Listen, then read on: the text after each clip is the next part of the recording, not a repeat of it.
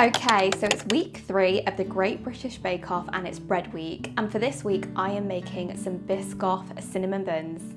I start by adding yeast and maple syrup to warm milk, not hot milk, and stir it, and it develops in 10 minutes. I knew it was ready when it was super foamy on top and it was ready to be added to the rest of my ingredients. Separately, I mixed plain flour, light brown sugar and some salt and gave this a mix before adding some melted butter and my yeast mixture.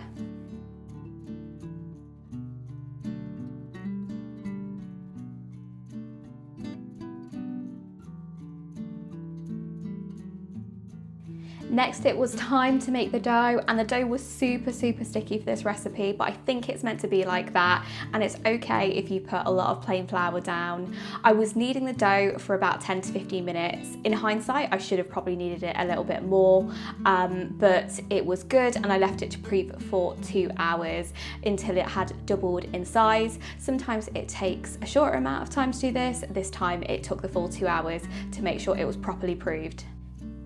Meanwhile, I added light brown sugar to cinnamon to make what will be the filling for the cinnamon rolls inside. Super delicious, super sweet.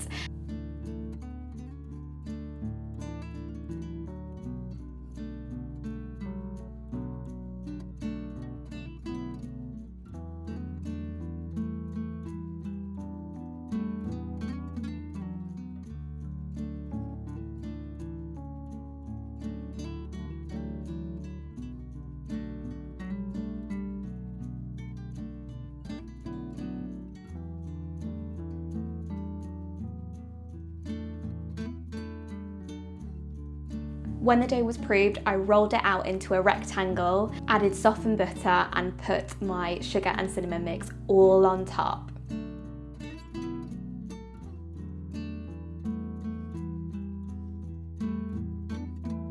I then rolled it up and cut it into 10 pieces, which were absolutely perfect, and they all went on some grease-proof paper into a baking tray, and they proved for another 30 minutes or so until they had puffed up slightly. I wish I had put them in a slightly bigger tray because actually I thought they were a little bit squashed and didn't puff up as they normally would, but I put them in the oven anyway for about 18 minutes and they were absolutely golden when they came out, ready to be covered with a topping of cream cheese, Biscoff and some more butter.